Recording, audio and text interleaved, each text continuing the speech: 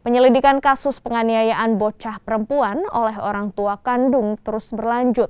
Polisi kini sudah memeriksa sebanyak 9 orang saksi yang 2 diantaranya berperan sebagai paranormal.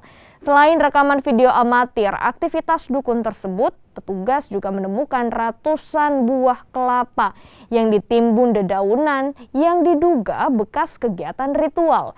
Sejauh ini, polisi sudah menetapkan 4 orang tersangka, yakni orang tua korban, paman, serta kakek korban. Pihak kepolisian juga masih menunggu hasil tes kejiwaan kedua orang tua korban yang menjalani pemeriksaan di Rumah Sakit Jiwa Dadi, Kota Makassar. Jadi kondisinya masih sehat-sehat sampai saat ini, tetapi kami dari penyidik masih menunggu hasil observasi dari pihak dokter. Belum ada kapan akan keluar, Pak, informasinya? Untuk kapan atau ini kami masih koordinasi dulu dengan pihak dokter.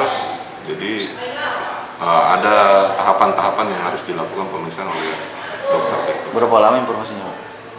Informasinya di sana bisa paling cepat 2 minggu ataupun paling lama 2 bulan.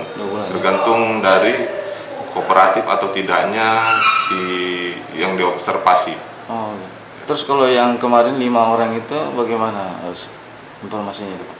5 orang sudah diperiksa kemarin, alhamdulillah sudah diambil keterangan. Ada memang nanti saksi-saksi yang akan kami periksa kembali. Nanti kita jadwalkan kembali untuk.